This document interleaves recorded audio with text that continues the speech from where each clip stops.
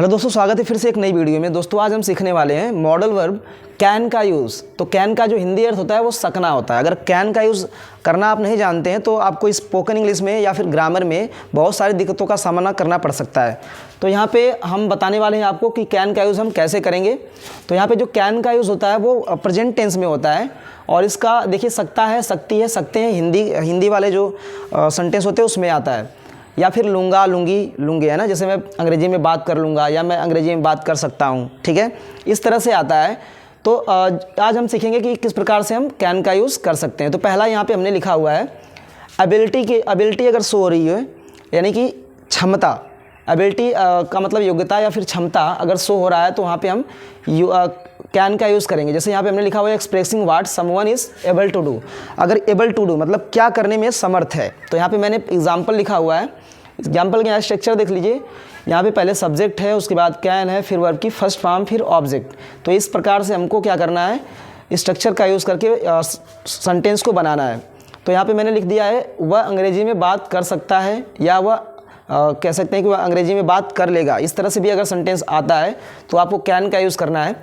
तो यहाँ पे देखिए वह अंग्रेजी में बात कर सकता है यानी वह अंग्रेजी में बात करने में योग्य है, एबल है, ठीक है। इसलिए हम यहाँ पे कैन का यूज़ करेंगे।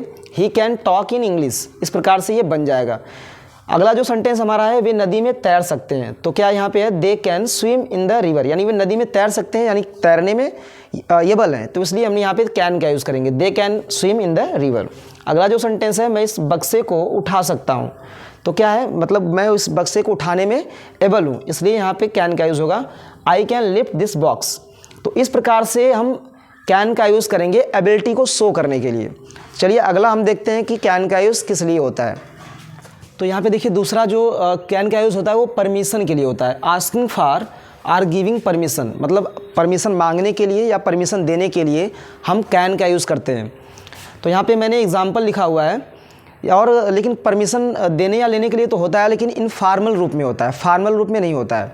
तो इनफॉर्मल में जैसे आप अपने फ्रेंड से मांग रहे हैं, ठीक है, या अपने किसी रिलेटिव से कह रहे हैं, तो वहाँ पे आप क्या कर सकते हैं, यहाँ पे इनफॉर्मल रूप में कर सकते हैं परमिशन मांगने के लिए या फिर देने के लिए। तो यहाँ पे एग्जांपल लिखा हुआ है, क्या मैं आज रात फिल्म देखने जा सकता हूँ। तो यहाँ पे देखिए परमिशन मांगा जा रहा है, बट ये क्या होगा, इनफॉर्मल रूप में होगा, ठीक है। क्या मैं आज रात फिल्म देखने जा सकता हूँ, तो यहाँ पे क्या हो जाएगा, can I go to the movie tonight, can I go to the movie tonight. अगला जो सेंटेंस है, क्या तुम अपनी किताब दे सकते हो। तो यहाँ पे भी कहा जा रहा है, परमिशन मांगी जा रही है। तो क्या है, कैन यू बारो me your book, can you बारो मी योर बुक। तीसरा जो सेंटेंस है, आप मेरी कार का इस्तेमाल कर सकते हैं अगर आप चाहें। तो यहाँ पे देखिए क्या है, you can use my car if you want, you can use my car if you want. तो इस प्रकार से परमिशन का जो दिया जाता है या फिर लिया जाता है उसके लिए भी हम कैन का यूज़ कर सकते हैं।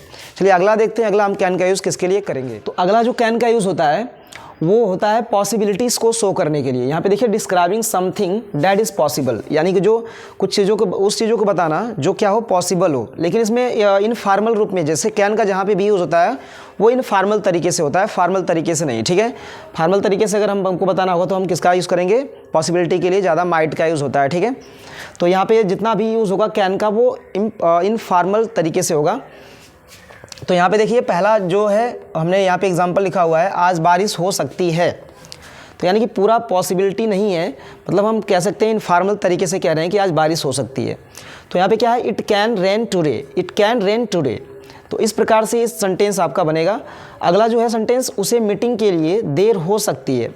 तो यहाँ पे देखिए यहाँ भी पॉसिबिलिटी शो हो रहा है, she can be late for meeting, she can be late for meeting. तो इस प्रकार से सेंटेंस हम बनाएंगे। अगला जो सेंटेंस है, अल्कोहल कैंसर का कारण हो सकता है। तो ये भी देखिए कैंसर का कारण हो सकता है, यहाँ पे पॉसिबिलिटी शो हो रही है। तो क्या हो, alcohol can cause cancer, alcohol can cause cancer. तो इस प्रकार से हम पॉसिबिलिटी शो करने के लिए भी कैन का यूज़ कर सकते हैं। तो चलिए अगला हम देखते हैं, अगला हम कैन का यूज़ किसके लिए करते हैं। तो अगला जो हम कैन का यूज़ करते हैं वो रिक्वेस्ट के लिए करते हैं, रिक्वेस्ट शो करने के लिए। देखिए यहाँ पे इसकी रिक्वेस्ट करने के लिए, asking someone to do something, यानी किसी को कुछ चीज़ करने के लिए कहना, ठीक है। तो यहाँ पे क्या होता है, जैसे ये इनफॉर्मल तरीके से रिक्वेस्ट होती है, इसमें फॉर्मल तरीके से अगर करना होता है तो कुड का यूज़ हम करते हैं। तो यहाँ पे आप देख सकते हैं, मैंने आपको बता दिया कि कैन का यूज़ इनफॉर्मल तरीके से ही होगा। तो यहाँ पे एग्जांपल लिखा हुआ है कि क्या आप मेरी इस काम में मदद कर सकते हैं, क्या आप मेरी इस काम में मदद कर सकते हैं। तो यहाँ पे देखिए किसी से हम क्या कर रहे हैं, मदद मांग रहे हैं। तो यहाँ पे क्या है, can you help me with this task, can you help me with this task. ये देखिए इनफॉर्मल तरीके से हम इसका यूज़ करेंगे। अगला जो सेंटेंस है, क्या आप अचार पास कर सकते हैं या क्या आप अचार पकड़ा सकते हैं। इस तरह से अगर सेंटेंस आ गया, देखिए हम किसी से क्या कर रहे हैं, रिक्वेस्ट कर रहे हैं। तो can you pass the pickle, can you pass the pickle. तो इस तरह से आपका ये दूसरा सेंटेंस भी बन जाएगा। तीसरा जो सेंटेंस है, क्या आप मेरी मदद कर सकते हैं।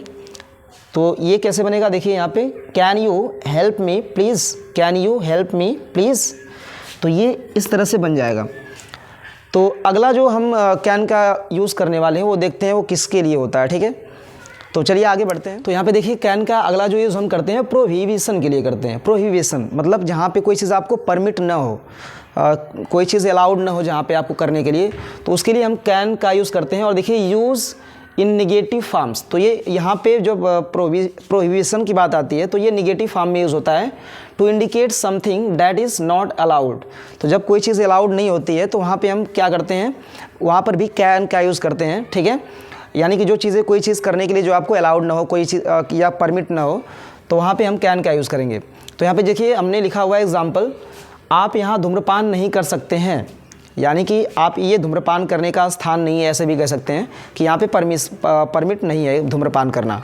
तो यहाँ पे इस तरह से बन जाएगा, यू कांट स्मोक हियर। तो यहाँ पे हमने कांट का यूज़ किया है। कैन और कैन नॉट का जो शार्ट होता है वो कांट होता है। यहाँ पे आप देख सकते हैं कैन नॉट का जो शार्ट फॉर्म होता है वो कांट होता है, कांट बोलते हैं।